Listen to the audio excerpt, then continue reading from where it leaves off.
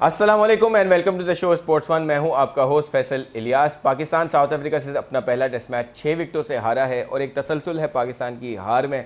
हमने कल के शो में बड़ी कोशिश की कि हम डिफरेंट चीज़ें निकालें कि पाकिस्तान की हार की इतनी क्या वजूहत है कि हम इतना कंसिस्टेंटली हार रहे हैं और ज़्यादातर बैटिंग कोलैप्सेस की वजह से। आज के शो में हम कोशिश करेंगे कि हम जो पाकिस्तान टीम के साथ जो बाकी पूरी टीम चलती है, जैसे कोच हैं हमारे, बैटिंग कोच हैं, बॉलिंग कोच हैं, सिलेक्शन के जो इश्यूज़ हैं और क्रिकेट कमेटी अभी हमारी बनी है, पीसी में बहुत सारी चेंजेस हुई हैं, वो सब इन प्रॉब्लम्स को कैसे देख रहे हैं और उनके क्या सोल्यूशंस सोच रहे हैं। बिकॉज हम अगर देखा जाए तो 3 टेस्ट मैचेस की ये सीरीज़ के बाद अब हमारी अगली टेस्ट सीरीज़ तो अक्टूबर में होनी है, लेकिन इसके बाद बहुत सारे ओडीआईज खेलने हैं, वर्ल्ड कप खेलना है हमें मई जून 2019 में। सो बड़ा इंपॉर्टेंट है सारे ओडीआई फॉर्मेट में अच्छा परफॉर्म करना, बिकॉज ओडीआईज में भी हमारी परफॉर्मेंसेस अच्छी नहीं हैं और हमने कल भी देखा था कि कॉलर्स और पूरी पाकिस्तानी कौम कितनी डिसअपॉइंटेड है हमारी बुरी परफॉर्मेंस से।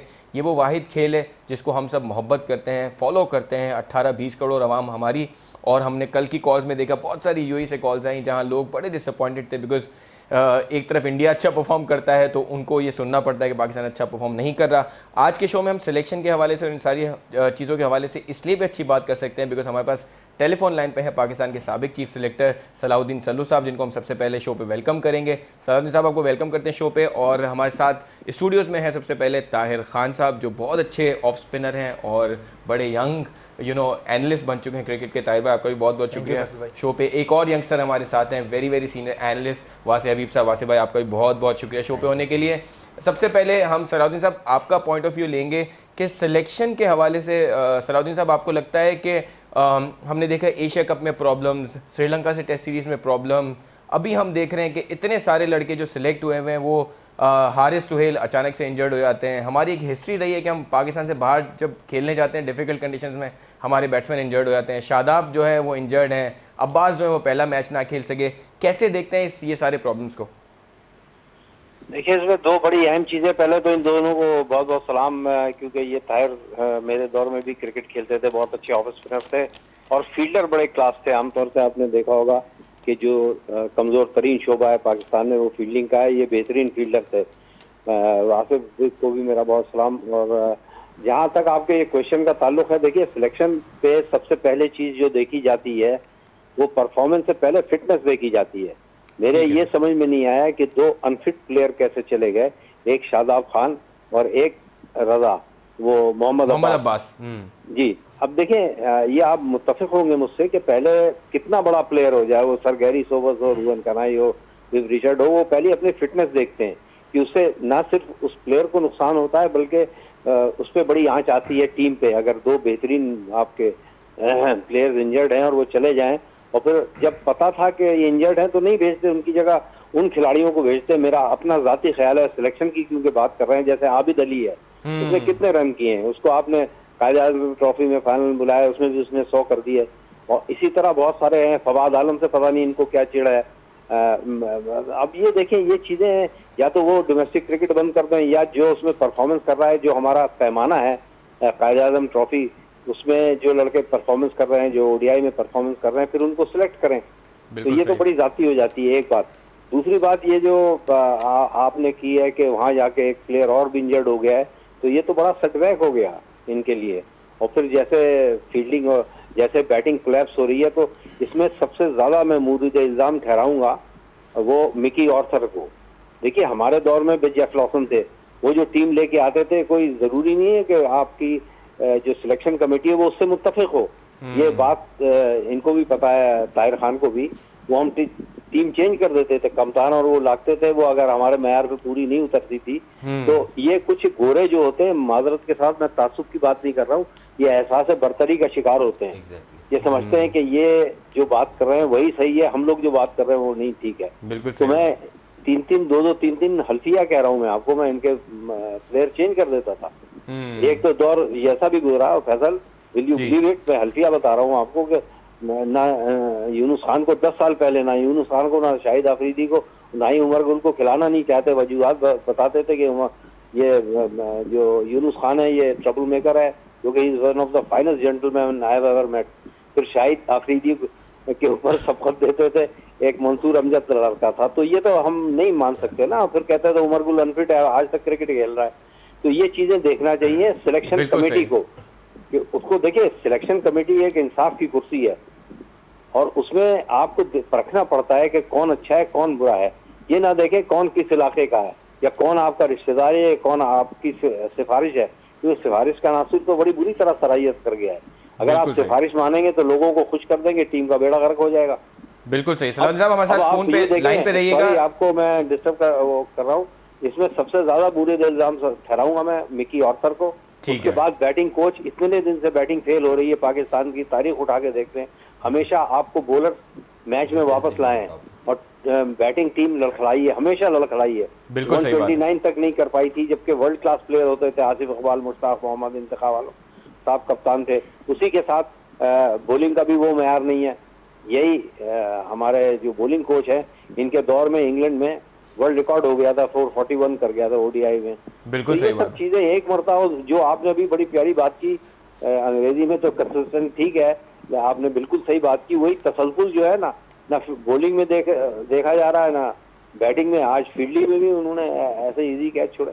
बिल्कुल सही बात है। सलाम साहब हमारे साथ लाइन पे रहेगा। मैं ताहिर का भी पॉइंट ऑफ व्यू लेता हूँ इन्हीं सारे इश्यूज पे। ताहिर, सबसे पहले आपसे पॉइंट ऑफ व्यू लेंगे कि सलाउद्दीन साहब ने बहुत ज़ाहिर है इतने सीनियर चीफ सेलेक्टर रहे हैं, कराची के साथ इतना एसोसिएटेड रहे हैं जहाँ सबसे मुश्किल सिलेक्शन का प्रोसेस होता था। लेकिन अगर हम जो हम स्टाफ की बात कर रहे हैं उसमें बैटिंग कोच पे हमने बारहा बात की है। क्या वजह है कि हम बैटिंग कोच चेंज करने को तैयार ही नहीं है? हमारी बैटिंग टेक्निक में इतने फ्लॉज हैं और उसमें कोई इंप्रूवमेंट नहीं आ रही। डू यू थिंक हमने बहुत ज़्यादा लॉन्गर रन दे दिया, एक फेलियर को हम साथ लेके चल रहे हैं? फैसल भाई, एक चीज़ मैं बात करूँगा कि क्या पाकिस्तान के फॉर्मर प्लेयर्स के पास टाइम नहीं है? क्या हम उनसे फ़ायदा नहीं लेना चाहते? हम क्यों ही फ़ायदा लेते हैं यूनुस खान से? हम क्यों नहीं फ़ायदा लेते हैं मिसबाह उल हक से? यूनुस खान से आप फ़ायदा लें। अभी वो रिटायर्ड हुए रिसेंटली, 1 साल 1.5 साल ही हुआ उनको रिटायर हुए हुए। अभी फ्रेश हैं, अभी भी वो यंग है। वो इन्हीं प्लेयर्स के साथ खेले हुए क्रिकेट, टेस्ट क्रिकेट की मैं बात कर रहा हूँ। मैं यही बात कर रहा हूँ ना, वो इन्हीं प्लेयर के साथ डोमेस्टिक क्रिकेट भी खेलते हैं और टेस्ट क्रिकेट भी खेलें पाकिस्तान के लिए। आप इनको स्ट्रेट अवे बैटिंग कंसल्टेंट लाएं, आप इनके साथ डिस्कस कराएं, 1-to-1 इनकी काउंसलिंग करवाएं, फिर क्या प्रॉब्लम हुई है। वर्ल्ड में जाके हर जगह पे जाके उन्होंने परफॉर्म किया, डिफरेंट टाइप की पिचेस थी, इससे ज्यादा खतरनाक फास्ट बॉलर्स। और सबसे बड़ी बात, उनका वर्क डिसिप्लिन इतना अच्छा है, इतने हार्ड वर्किंग क्रिकेटर हैं। और आपके बहुत सारे प्लेयर्स, उनका माइंडसेट का प्रॉब्लम लगता है। जैसे मैंने 12 बात की असद शफी का, मुझे माइंडसेट का प्रॉब्लम लगता है। He doesn't enjoy his cricket. हम देखते हैं इंटरनेशनली कि क्रिकेटर्स क्रिकेट को एंजॉय करते हैं। He looks such a box down player के वो बिल्कुल एक वो माइंडसेट दिखता नहीं है कि वो नहीं। फैसल भाई, ये चीज़ देखें, सल्लू भाई ने एक बात बोली कि हम क्यों इंसार करते हैं हम इन गोलों पे। मैं कोई ऐसी कोई बात नहीं कर रहा हूँ कि मैं एक नेचुरल बात बोल रहा हूँ कि हमारे पास कोचेस नहीं है।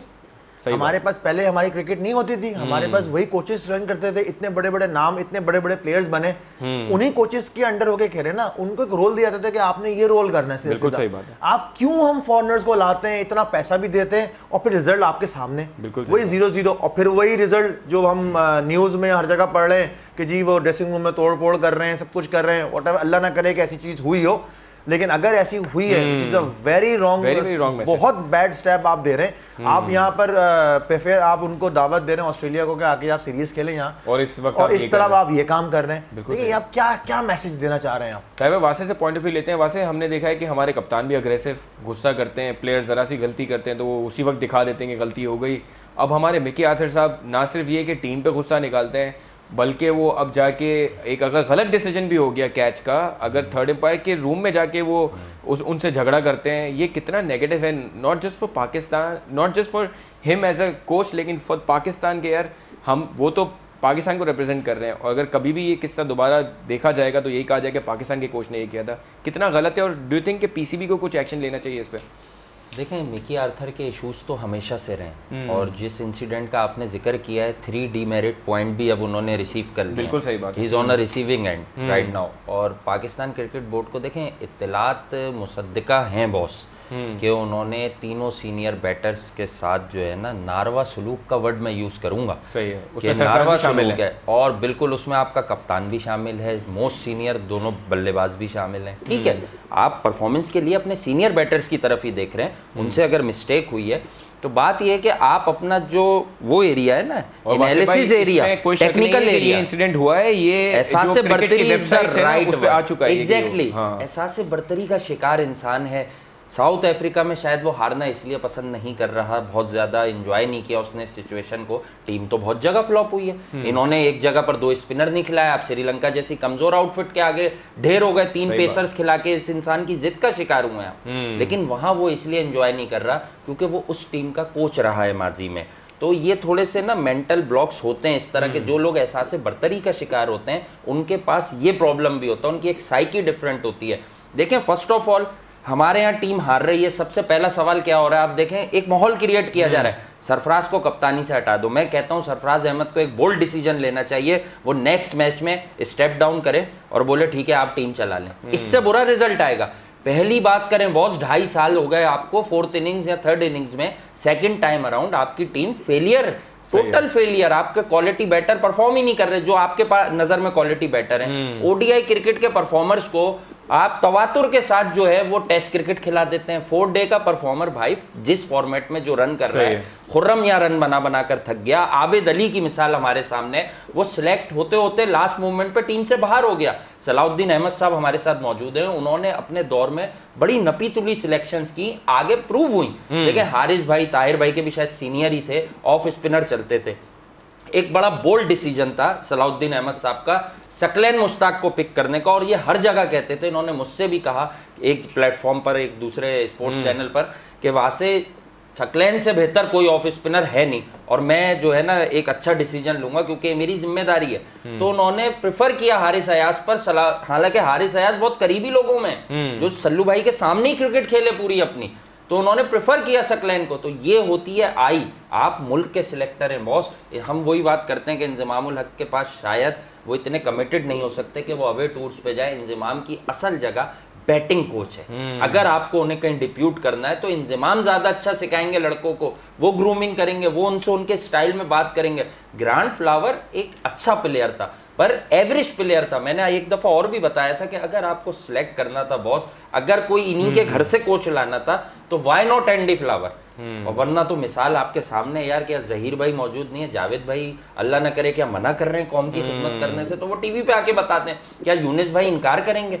Very interesting discussion. एक ब्रेक पे जाना है, बट ये बहुत इंपॉर्टेंट पॉइंट्स है। और जैसे आपने मिसालें दी कि माजी में जो चीफ सेलेक्टर रहे हैं उन्होंने अपनी पसंद के प्लेयर नहीं, उन्होंने मेरिट पे प्लेयर्स सेलेक्ट किए, जब भी आपको सकलैन मुश्ताक और इस तरह के प्लेयर्स आपको मिले। और बड़ा ज़रूरी हो गया पाकिस्तान के लिए कि जो लोग जिस पोजीशन को सही संभाल सकते हैं उस पोजीशन पे हो। लेकिन एक सवाल ये भी बनता है कि अगर आप एक पोजीशन के लिए फिट नहीं है, अगर आप कोच के लिए ज़्यादा बेहतर हैं, तो आप सिलेक्शन की सीट क्यों लिए हुए हैं, ये भी एक सवाल बनता है। इन सब पे बात करेंगे ब्रेक के बाद। खुशामदीद after the break on Sports One. हमारे साथ टेलीफोन लाइन पे हैं पाकिस्तान के साबिक चीफ सेलेक्टर सलाउद्दीन सल्लू साहब। हम बड़े ऑनर्ड हैं को हमारे साथ हैं। सलाउद्दीन साहब, आपसे ही दोबारा स्टार्ट करेंगे, और स्टूडियो में हमारे साथ ताहिर खान और वासे हबीब हैं। सलाउद्दीन साहब, हमने जैसे मैंने ये सवाल पूछा ताहिर से और वासे से कि कुछ लोग हैं जो एक एक्सेस बैगेज की तरह टीम के साथ चल रहे हैं, उनकी परफॉर्मेंस हम देख रहे हैं कि वो आप चीफ सेलेक्टर रहे हैं, हमने बहुत सारी मिसालें अभी भी दी कि बहुत सारे लोगों को पिक किया गया उनकी परफॉर्मेंस पे, उनकी स्किल्स पे, और वो प्रूव भी हुआ कि वो वर्थ इट थे। आपको लगता है कि वो जो पैशन है अच्छे प्लेयर्स ढूंढने का और डोमेस्टिक पे एक नज़र रखने का, वो पैशन भी नहीं है, और कुछ जो है वो एक्सेस बैगेज है वो चलता आ रहा है। अब टाइम आ गया है कि उनको चेंज किया जाए ताकि आपके लॉन्गर फॉर्मेट और इनफैक्ट ओडीआई के फॉर्मेट में भी चीज़ें बेहतर होना शुरू हों। क्या देखिए, जो आप बात कर रहे हैं, कुछ लोग लायबिलिटी हो गए टीम पे। अब मैं नाम नहीं लेना चाहता, लेकिन मेरी नज़र में, और आप बार बार उनको चांस दिए जा रहे हैं, बार बार उनको चांस दिए जा रहे हैं। क्यों दिए जा रहे हैं ये तो वही बता सकते हैं चीफ सेलेक्टर साहब। लेकिन जहाँ तक सिलेक्शन का प्रोसेस, देखिए सिलेक्शन आसान काम नहीं है। सही है। जब मैं केसीए का सिलेक्टर था तो मैं ये लोकल मैचेस होते ना क्लब क्रिकेट के, वो देखता था, वहाँ से लड़के लेता था, फिर वहाँ से एक कैंप लगाता था, फिर उसमें परखता था। और 12 साल के बाद आप बिलीव करेंगे, कराची तीनों टूर्नामेंट जीत गई थी, कायद आजम ट्रॉफी, वेटरन्स ट्रॉफी, अंडर 19, और उसमें सलीम जाफर, आसिफ मुश्तबा होते थे एक बड़े अच्छे बैट्समैन वो, और सईद अनवर के लोग बड़ा खिलाफ थे। लेकिन मैंने स्टैंड लिया उस पर। हालांकि जहाँ मैं नौकरी करता कि वहाँ के चेयरमैन ने बुला के मुझसे कहा, एयर मार्शल ने, कि आप इसको क्यों नहीं खिलाते, फलां को क्यों नहीं खिलाते। मैंने कहा सर टीम डिसबैलेंस होते तो आपको स्टैंड लेना पड़ता है, लड़के के खातिर नौकरी से खेलना पड़ता है। लेकिन आखिर में आप प्रूफ कर जाते हैं, चाहे वो सकलैन मुश्ताक हो, चाहे सईद अनवर हो, चाहे मीन खान हो, इन सब के लिए अल्हम्दुलिल्लाह स्टैंड लिया। तो ये वासे ने बड़ी प्यारी बात की है, इनकी बात मुझे बहुत पसंद आई है कि देखें बात ये है कि ये गोरा होता है एहसास बर्तरी का शिकार, दूसरे को कमतर समझता है हम लोगों को, और जो नाम लिए इन्होंने बड़े अच्छे नाम लिए, ज़हीर अब्बास है, मियादाद अजीम मियादाद है, उसके बाद आपके पास माजिद खान है, आपके पास कौन नहीं है, आपके पास वसीम अकरम जैसे वर्ल्ड क्लास बॉलर है जिसकी खिदमत हासिल कर सकते हैं, शुएब अख्तर है, वकार यूनुस है, कौन नहीं है, कादिर जैसा अजीम bowler right arm leg spinner है। आपके पास बहुत सारे ऐसे माजी में खिलाड़ी रहे हैं जो आपको कुछ भी कर सकते हैं। अच्छा राशिद लतीफ़ है, कितनी अच्छी कीपिंग करते हैं, और ये लोग एकेडमीज भी निकाल रहे हैं, यहाँ से हीरे निकाल रहे हैं, ये तराश के हीरे निकालते हैं, वो देते हैं, लेकिन उनके साथ वो सलूक ऐसा होता है जैसे खुर्रम मंजूर का मिसाल ले लें आप, आबिद अली की मिसाल ले लें। अब कहाँ तक प्रूव करे अपने आप को, प्लेयर एक हद होती है ना प्रूव करने की, लेकिन सिलेक्शन कमेटी को जाना चाहिए, कायद-ए-आज़म ट्रॉफी, ODI, 2020 सब देखना चाहिए, और जिस फॉर्मेट में जो खप सकता है उसको आप खिलाएं। बिल्कुल सही आप सिफारिश पे चलेंगे तो लोगों को खुश कर देंगे, आपकी टीम का शीराज़ा बिखर जाएगा जैसे बिखर रहा है, लेकिन इनका एहतिसाब जरूरी है।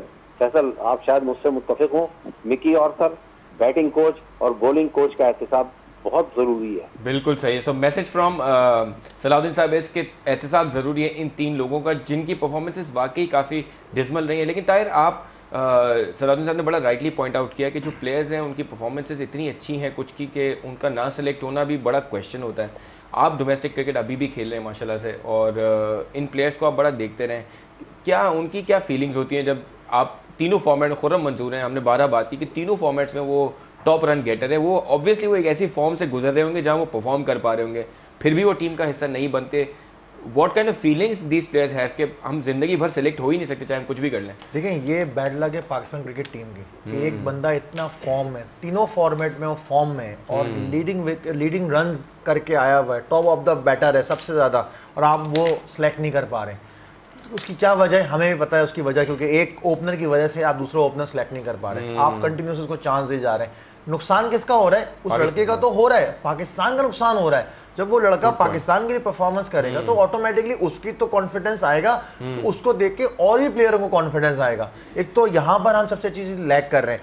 सेकेंडली देखिए फैसल भाई होता ही क्या है, जब आप डोमेस्टिक में परफॉर्मेंस नहीं करते, परफॉर्मेंस करते हैं और फिर आप सिलेक्ट नहीं होते, बहुत सेटबैक होता है लड़के का। लड़का जाहिर नहीं करता, लेकिन कहीं ना कहीं उसकी कोई ना कहीं वो चीज़ अगले सीजन या उसके अगले सीजन में वो चीज़ सामने आती है कि जो उसकी ना सिलेक्शन की बाद फिर वो अपना मुंह भी खोलता है कि यार देखो उस सीजन में मुझसे रन नहीं हुए, अब मुझे क्यों सिलेक्ट कर रहे हैं, अब जब मैं फॉर्म में नहीं हूँ। ये भी बड़ा अमल दखल होता है, ये हुआ है, लड़के नहीं बोलते, मुझे पता है लड़के नहीं बोलते, लेकिन ऑफ द रिकॉर्ड जब आप किसी से बात करता हूँ, मैं जो खुर्रम से मेरी भी बात हुई थी, वो एक्सट्रीमली अभी भी वो कह रहा है कि नहीं मैं तो रन्स करूंगा, मेरा काम है रन्स करना।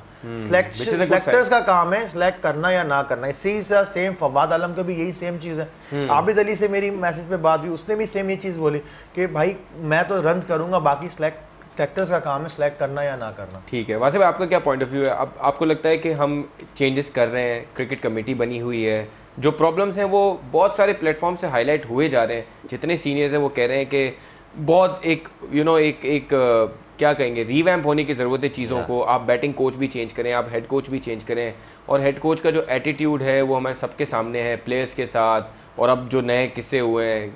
सो डू यू थिंक कि ये नियर फ्यूचर में हम देख रहे हैं वो सारा चेंजेस, या आपको लगता है कि अभी भी चीज़ें वैसे ही चलती रहेंगी? फर्स्ट ऑफ ऑल फैसल भाई, you have to decide the way forward. सही है कि एक्चुअल आपको करना क्या है। Make it simple. Panic button press करने से मसाइल हल नहीं होते। सही है।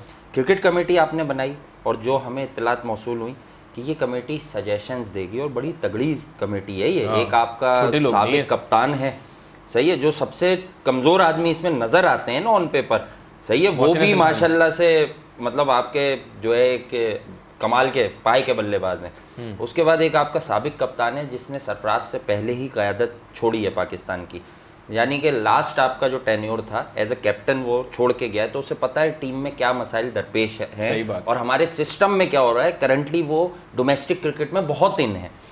अब होना सिर्फ ये चाहिए कि ये कमेटी सजेस्ट करे चेयरमैन साहब को या चीफ सिलेक्टर को कि भाई आप जिस फॉर्मेट का परफॉर्मर है उसको उसी फॉर्मेट में पिक करें। देखें, इमाम हो या कोई और चेहरा हो, फ़खर जमान ने डोमेस्टिक क्रिकेट 4 डे क्रिकेट में कहाँ परफॉर्मेंस दी जो वो टेस्ट क्रिकेट खेल रहा है, और जो लड़के 150 रन कर रहे हैं, 2 बार 199 कर रहे हैं, 197 कर रहे हैं, देखें बहुत बड़े दिल का प्लेयर होता है जो बार बार निगलेक्ट हो रहा हो। लाइक खुर्रम की हम स्पेशली अभी स्पेसिफिक अगर बात कर रहे थे ताहिर भाई, खुर्रम मंजूर निगलेक्ट हो रहे हैं, लेकिन वो जब जब विकेट पे जा रहे हैं ईच एंड एवरी टाइम, तो वो ये शो कर रहे हैं कि देखो भाई मुझ में कितनी करेज है, मैं 190 प्लस भी कर रहा हूँ और मैं हर फॉर्मेट का जो है टॉप परफॉर्मर हो रहा हूँ। Very good. तो भाई आप उसको चांस दें। आप शान मसूद को भी साफ नियत से नहीं लेके गए थे, ये आपको उसकी जरूरत पड़ गई। अब आपकी सेकंड चॉइस जो ओपनिंग स्ट्रेंथ है वो जाके 65 रन कर रही है against the likes of Steyn, Rabada and that mystery Olivier.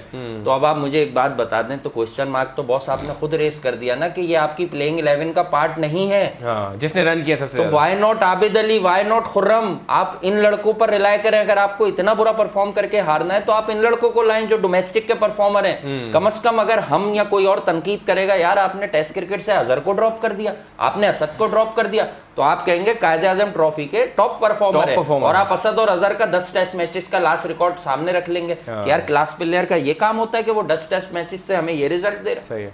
अच्छा सलाउद्दीन, आपकी तरफ आएंगे। बहुत अच्छा वासे ने ये पॉइंट आउट किए चीज़ें। हमें अगर ये बताएं कि चीफ सेलेक्टर साहब जो सिलेक्शन करते हैं उसमें बहुत सारे पोटेंशियल अच्छे क्रिकेटर्स हैं, जैसे इमाम उल हक पोटेंशियल बहुत है, 4 डे की कोई परफॉर्मेंस नहीं है। फ़खर जमान की हमने बात की, शॉर्टर फॉर्मेट में रन्स हैं उनके, डोमेस्टिक में 4 डे में कोई रन्स नहीं है। सो ये जो पोटेंशियल पे परफॉर्मेंसेस हैं, हम ये नहीं कहते चलो फेवरेटिज्म में, पोटेंशियल है इन प्लेयर्स में। सो जो पोटेंशियल को क्रेडिट दिया जा रहा है और परफॉर्मेंसेस को क्रेडिट नहीं दिया जा रहा, उसका सवाल चीफ सेलेक्टर से कौन कर सकता है? देखिए, आप ही लोग कर सकते हैं। एक तो मीडिया कर सकता है, दूसरा ये कमेटी बनाई है ये कर सकती है कि भाई आप कह रहे हैं पोटेंशियल है तो पोटेंशियल करके दिखाओ भी तो ना। फिर खाली पोटेंशियल कहने से तो नहीं होता। बात यह है कि आप जो बात कह रहे हैं वो बिल्कुल सच्ची बात है कि एक लड़का परफॉर्मेंस कर रहा है और वो परफॉर्मेंस कायदे आजम ट्रॉफी में कर रहा है, तो टेस्ट के लिए वो आपका पैमाना है कायदे आजम ट्रॉफी। फिर ओडीआई में ओडीआई का है जो आप अब जहाँ तक कोच की बात कर रहे थे, तो आपको याद होगा जो वर्ल्ड कप जीते थे उसमें इंतखाब आलम साहब मैनेजर कोच थे 92 में। 99 में मुश्ताक मोहम्मद कोच थे आपके, जो जिन्होंने क्वालिफाई किया था वर्ल्ड कप में, आपको याद होगा 1999 में। ठीक है, फिर 2020 में इंतखाब आलम साहब मैनेजर थे दोबारा। हाँ, आप जीते। तो ये सब पाकिस्तानी थे ना। जी जी। तो मैं एक शेर पढ़ना चाहता हूँ इसके लिए कि खुद अपने घर के चरागों से रोशनी मांगो, खुद अपने घर के चरागों से रोशनी मांगो, पराए घर के चरागों का आसरा ना करो। क्या बात है, पराए घर के आए हुए हैं ना, इन पे ज्यादा ना करो। इनमें वो जज्बा नहीं है, इनमें वो वतनी नहीं है जो आपके खिलाड़ियों में होगी। बिल्कुल सही है। हमें एक ब्रेक पे जाना है। ब्रेक पे जाने के बाद हम, बिकॉज 3 जनवरी से दूसरा टेस्ट स्टार्ट होना है, और दूसरा टेस्ट हमारे लिए ऑब्वियसली इस सीरीज़ के लिए अगर हम जीतते हैं तो हम स्टे इन द सीरीज़, अगर ड्रॉ होता है तो फिर हम ऑब्वियसली हारते हैं, या ड्रॉ होता है तो फिर हम जीत तो नहीं सकते ये सीरीज़। और सरफराज की कप्तानी के हवाले से टीम के मोराल को दोबारा सेट होने के लिए बड़ा ज़रूरी है कि हमारी सेकंड टेस्ट में एक विनिंग परफॉर्मेंस हो। ये परफॉर्मेंस कैसे हो सकती है, चेंजेस क्या होनी चाहिए टीम में, इन सब पे बात करेंगे एक ब्रेक के बाद। खुशामदीद after the break on Sports One. हमारे साथ ताहिर खान वासे हबीब, और टेलीफोन लाइन पे हैं हमारे साथ वेरी सीनियर सलाउद्दीन सल्लू साहब। ब्रेक पे जाने से पहले जैसे हमने कहा, अभी हम आखिरी सेगमेंट है आज के शो का, सो बड़ा ज़रूरी है व्यूअर्स को ये जानना कि जो 3 जनवरी से टेस्ट मैच स्टार्ट होने वाला है उसमें पाकिस्तान की टीम का क्या कॉम्बिनेशन होगा। अगर ताहिर आपसे पूछें सबसे पहले, फ़हीम अशरफ एक ऐसा प्लेयर है जिसको अब एक्सपीरियंस भी हो गया है, हमने उस पर इन्वेस्टमेंट भी की है, और जो हम बात कर रहे हैं इन पिचेस की, वहाँ पे वो एक ऐसा बॉलर जिसका पेस भी है, अच्छे लेंथ पे बॉल कराते हैं। डू यू थिंक के बगैर कुछ सोचे ही should be there in the second test, या आपको लगता है कि अभी भी सिलेक्शन में कोई ना कोई प्रॉब्लम इस तरह की चल रही हो कि उनको ना खिलाएं? नहीं, उनको पहले टेस्ट में ही होना चाहिए था, मेरे ख्याल में होना चाहिए था। आपको ब्रेव डिसीजन लेना चाहिए था, आप यासिर शाह को ड्रॉप कर दें, क्योंकि ये पिच ऐसा नहीं था कि स्पिनर को हेल्प आउट करता है। क्योंकि आप देखें फ्रॉम द बिगिनिंग, मतलब 2.5 दिन में मैच खत्म हो गया, एक फास्ट बॉलर 11 आउट कर रहा है, मतलब आप क्या एक्सपेक्ट कर रहे हैं? बस स्पिनर तो वैसे ही नहीं है। आप फ़हीम अशरफ को लाते, एक तो फ़हीम अशरफ का सबसे अच्छा एडवांटेज क्या है, उसको अपनी लिमिट्स का पता है। वो जब सीम, उसकी जो सीम अपराइट सीम होती है, इन पिचेस पे आपको अपराइट सीम वाला बॉलर बहुत ज़रूरी है, और स्कीटी है। मतलब इन पिचेस पे जो सीम और बाउंस हो रहा है, इस पे फ़हीम अशरफ डेफिनेटली हमें बहुत फ़ायदा देते हैं। ठीक है, ऑब्वियसली आप एक्सपेक्ट करेंगे फ़हीम सरफराज के लिए फर्स्ट चॉइस। हालांकि हम बाहर बैठे हुए हमें लगता है कि he is someone who should be playing all the matches, या ख़ासतौर पे उन कंडीशंस में जहाँ एक सीमर हेल्पिंग कंडीशंस हो, वहाँ आपको ये ऑलराउंडर चाहिए? डू यू थिंक कि Sarfaraz doesn't go well with Faheem Ashraf? उसकी भी वजह बनती है प्लेइंग 11 में ना होना। देखिए वहाँ पर फिर वही सवाल आ जाएगा मिकी दी बॉस और तक कि वो अच्छा, क्या वो उसको ये प्रेफर कर रहा है क्योंकि अजहर महमूद और सुना है हसन अली बहुत ज़्यादा क्लोज चल रहे हैं आपस में, वो किसी और को दिखाने के लिए ये काम वो कर रहे हैं। जो जिस तरह से सेलिब्रेशन उन्होंने की थी, ऐसा लगा वो मैच जीत गए। 5 आउट ही किए हैं भाई, को आपने 15 आउट नहीं किए एक मैच में, जो आप एकदम जाके आप हक कर रहे हैं। जिम्मेदारी है, आपका काम करना है। आपसे इस मैच में क्यों नहीं हुए? दूसरा फास्ट बॉलर जो ओलिविया है उसने 11 आउट किए। आपसे तो कम ही क्रिकेट खेला है ना वो, आप तो फिर भी फॉर्मेट पता भी नहीं था उस बॉलर को, तो बॉलर भी पता नहीं था। वो तो सडनली फ्लेंडर के अनफिट होने के बाद वो उसकी रिप्लेसमेंट हुई ना। देखिए यह यहाँ पर भी एक वो होता है, अल्लाह करे मैं दुआ करूंगा अब्बास फिट हो जाए, अब्बास वापस आए और अब्बास आप यासिर शाह की जगह आप खिलाएं, यासिर शाह की जगह अब्बास को खिलाएं, आप हसन अली की जगह फ़हीम अशरफ को खिलाएं। आप पिच पे फिर वो पिच आप अच्छी तरीके से रीड करें क्योंकि केप टाउन पे पिच है। केप टाउन का पिच आपको सुनने में यही आ रहा है जो अभी कमेंटेटर्स बता रहे थे, जो कि similar these kind of conditions वहाँ पर भी होंगी। वेदर कंडीशंस भी ऐसी हैं जो फोरकास्ट उन्होंने बताया, बाउंस और सीम होगा वहाँ पर। मेरे ख्याल में हम 4 ये पैसे से जाना चाहिए। और अगर हारिस सोहेल फिट हो जाते हैं तो मैं समझता हूँ फ़खर पे यहाँ पर इस वक्त लटकी हुई है तलवार। ये फ़खर बाहर होंगे तो हारिस सोहेल अंदर आएंगे। अब देखना है कि हारिस सोहेल कितने फिट हैं अगले टेस्ट मैच के लिए। Wasay, do you agree with these changes कि आप हारिस सोहेल को ले आएँ, फ़खर को बिठाएं आप, और सबसे बड़ी जो चेंज रेकमेंड कर रहे हैं कि हसन अली को आप बिठाएं और आप अब्बास अगर आते तो वो आ जाए? हम लास्ट शो में यही बात कर रहे थे और ऑफ एयर भी हम यही बात कर रहे थे कि फ़हीम अशरफ इन पिचेस पर बेस्ट है और शायद हसन से ज़्यादा इफेक्टिव हो जाए। और आपने जी हाँ हो जाएगा तो फिर तो वहाँ से वो बात आती है चैनल को हिट करता है जहाँ से ऑकवर्ड बाउंस होती है, जो वो just short of the good length area होता है वहाँ से ऑकवर्ड बाउंस होती है और अपराइट सीम होती है। सरफराज डरते हैं हसन को ड्रॉप करने में? सरफराज नहीं डरते, लेकिन कहीं ना कहीं हमें ऐसा लग रहा है कि ये जो टीम बन रही है फाइनल प्लेइंग 11, इसमें 1-2 लड़के ऐसे हैं जो अजहर महमूद के करीब हैं, 1-2 लड़के मिकी के करीब हैं और आखिर में सरफराज इस बात पर जो है हथियार डाल देते हैं। लेकिन सबसे पहले सरफराज की अपनी कारकर्दगी विद द बैट इंप्रूव होना बहुत ज़रूरी है। लेकिन ये जो कैप्टनसी की बातें आप करना शुरू कर देते हैं, पहले कप्तान ढूंढ लीजिए, कप्तान तैयार कर लीजिए। साउथ अफ्रीकन्स ने तो आइडेंटिफाई कर दिया है कि पाकिस्तान में किस प्लेयर में बहुत ज़्यादा पोटेंशियल लग रहा है, बड़ी प्रिसाइज बात करता है। और मैं अभी भी एक बात ये आपको कहता चलूँ कि यही 3 टेस्ट मैचेस हैं, अब 2 रह गए, उसके बाद से ओडीआई क्रिकेट खेलनी है आपने बिफोर वर्ल्ड कप। लेकिन अगर सरफराज का कॉन्फिडेंस शेक करना हुआ तो आप उसे खुद से अनाउंस करके कप्तानी से हटाएं, वरना आप उस पर फैसला छोड़ दें। और जो भी डिसीजन लेना है, अगर वर्ल्ड कप तक इसी कप्तान के साथ जाना है लिमिटेड ओवर्स फॉर्मेट में, तो आप अभी किसी किस्म का कोई ऐलान ना करें। पाकिस्तान की हर स्टार स्टडेड लाइनअप ऐसे ही हारती रही है। वासे भाई आप सरफराज पे जरूर आ जाते हैं। नहीं, सरफराज पे बताया है ना। और हम सलाउद्दीन सल्लू की तरफ जाते हैं। सलाउद्दीन साहब आप बताएं, आपके ज़माने में कभी ऐसा हुआ है कि जो टीम हो वो 4 या 3 लोगों की मोहब्बत से और मशवरे से बने के 3 प्लेयर कप्तान की मर्जी के हों, 3 बॉलिंग कोच की मोहब्बत में हो? मोहब्बत है सर, फ्लाइंग किसेस करते हैं बॉलर हमारे बॉलिंग कोच को, और 3 प्लेयर्स हैं वो चीफ सेलेक्टर की मर्जी से हों और 3 प्लेयर्स वो हेड कोच की मर्जी से हो। डू यू थिंक कि ऐसी टीम पाकिस्तान की जाके अच्छी परफॉर्मेंसेस दे सकती है और ऐसी टीम बननी चाहिए? देखिए हमारे 2 दौर गुजरे जब मैं सिलेक्टर था और जब चेयरमैन ऑफ सिलेक्टर्स था। एक ज़माने में जब 1980 में मैं सिलेक्टर हुआ था, इम्तियाज साहब मरूम और नज़र मोहम्मद, ये मुदस्सर नज़र के वालिद, ये मेरे साथ सिलेक्टर थे और इम्तियाज साहब चेयरमैन थे।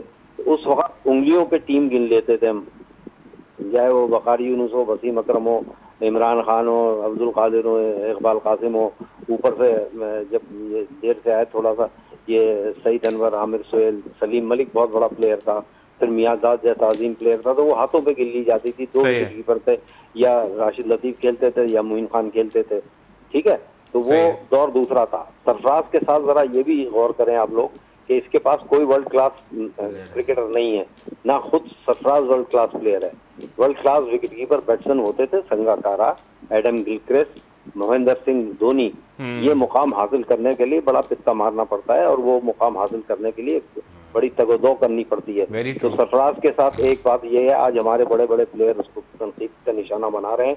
ये नहीं देख रहे कि उसके पास क्या टीम है और उन लोगों के पास क्या टीम थी। जो क्लाइव लॉयड के पास टीम थी, जो इयन चैपल के पास टीम थी, वो अगर खुद नहीं कहते ना फैसल, तब भी टीम जीत जाती। मैं आपको सही बता रहा हूँ। सही बात। ये वर्ल्ड क्लास प्लेयर थे।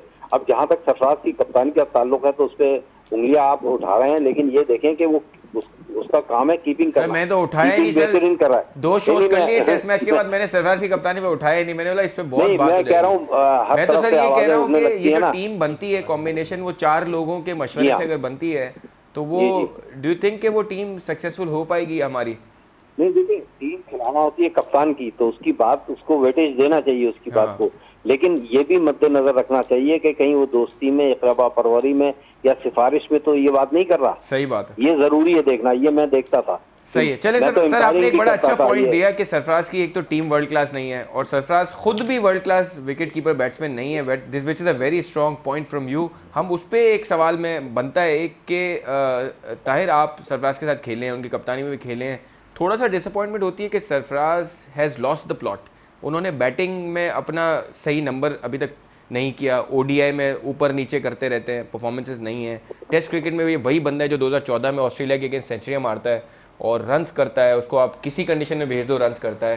डू यू थिंक कि वो जो प्लॉट लॉस्ट किया है उन्होंने, वो उनके world class wicket keeper batsman में भी एक हर्डल बन गया है? देखिए, जिस तरह से सरफराज को देखा है वो हमेशा से फाइट बैक की है उसने, चाहे उसे परफॉर्मेंस नहीं भी हो रही हो तो वो अपनी फील्ड के अंदर ऐसा अपना एटीट्यूड रखता था कि तो ऐसा कुछ नहीं लग रहा फाइट बैक। पहले की बात जब मेरे साथ जब वो खेलता रहा है, अभी क्योंकि वजह क्या हुई कि अब अगर वो कुछ कहता भी है ना तो कहने से पहले वो सोचता होगा मेरी परफॉर्मेंस नहीं हो रही है। अगर मैं कुछ बोलूंगा तो सामने से हेड कोच बोलेगा जी आपकी क्या परफॉर्मेंस है, आप क्यों किसके बारे में बात कर रहे हो। नंबर 1 जो मिकी दी ऑर्थर बॉस जो बोल रहा है, जो हमें नजर आ रहा है situation, Sarfaraz definitely I am sure कि ठीक है अब उससे परफॉर्मेंस नहीं हुई पहले टेस्ट में, थोड़ा सा उसकी बॉडी लैंग्वेज भी बहुत डाउन थी, लेकिन आई एम श्योर कि सेकंड टेस्ट मैच में जब उसके अब्बास भी उसको मिलेगा, फहीम अशरफ भी उसको मिलेगा, एक बॉलिंग उसको वो बॉलिंग मिलेगी, उसको पता है कि हाँ जब आज मैच खत्म होने के बाद भी जब सेरेमनी में सरफराज ने बोला कि नहीं आई एम श्योर कि अब्बास आएगा तो हमारे जो एक खला है वो पुर होगी जो हम मिस कर रहे थे।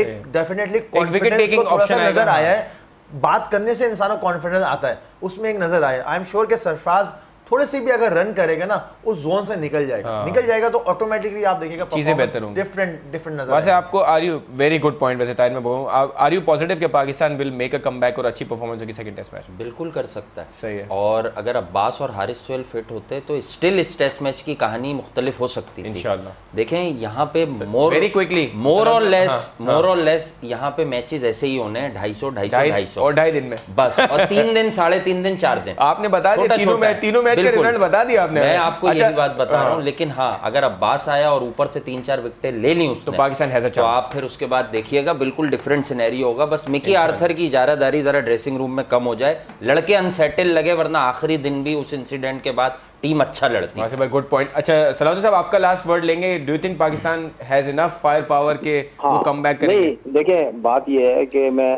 अगर और मगर की बात कर रहे हैं, if and but is cricket. अगर ये होता तो ये होता, अगर वो अब्बास विकेट ले लेगा तो ये हो जाएगा, ये तो सब सही जगह है अपनी, सही है, आप सही बात कर रहे हैं, if and but is cricket होती है, ठीक है। लेकिन मैं ये कह रहा हूँ कि देखें अब्बास बहुत अच्छे बॉलर हैं, लेकिन हमारे पास जो अच्छी चीजें हुई हैं वो भी हमें गिराना चाहिए। एक तो ये शाहीन आफरीदी ने बड़ी अच्छी गेंदें की है मेरे नजर में, उसने ओवर द विकेट बड़ी अच्छी गेंदें की हैं और पहली इनिंग में उसने बड़े अच्छे रन करके दिए आपको बाबर आजम ने।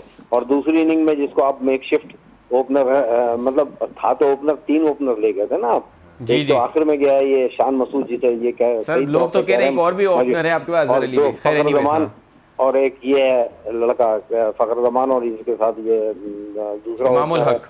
अब 3 ओपनर जब आ गए तो इन्होंने अपना बैटिंग ऑर्डर चेंज किया, एक को नंबर 3 पे ले आए। अब ये जो दोनों हजरात कह रहे हैं बिल्कुल सही कह रहे हैं, फहीम अशरफ को लाए।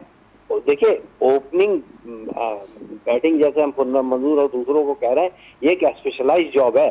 सही है। टेस्ट क्रिकेट में आप स्पेशलाइज्ड जॉब जो है उसको खिलाते हैं, ना कि ओपनर को नंबर 3 पे भेज दिया। अब जैसे कीपिंग एक स्पेशलाइज्ड जॉब है, हर कोई मैं और आप कीपिंग नहीं कर सकते। ठीक है सर साहब, आपका शुक्रिया अदा करेंगे, हमारे शो का वक्त खत्म हुआ चाहता है, आपसे दोबारा भी मुलाकात होगी। ताहिर भाई आपका भी बहुत बहुत शुक्रिया, वासिफ भाई आपका भी बहुत बहुत शुक्रिया, व्यूअर्स आपका भी शुक्रिया। नेक्स्ट वीक दोबारा मुलाकात होगी, उम्मीद करते हैं पाकिस्तान अच्छा परफॉर्म करे। जैसे ताहिर और वासिफ और सलाउद्दीन साहब ने कहा कि पाकिस्तान possesses दैट पावर कि अच्छा परफॉर्म कर सकता है, जो चेंजेस होंगी वो अच्छी चेंजेस हों और प्लेयर्स जो है वो जेल होके खेलें, वही हम चाहते हैं। और सरफराज की कप्तानी चलती रहे और सरफराज वर्ल्ड क्लास कीपर बनने का जो हम सोचते थे कि वो हैं और कप्तान हैं, वो इंशाल्लाह रहें और हमारी टीम जो है अच्छा परफॉर्म करे यहाँ से आगे। अगले हफ्ते से दोबारा मुलाकात होगी। Keep watching our channel, will see you tomorrow next week.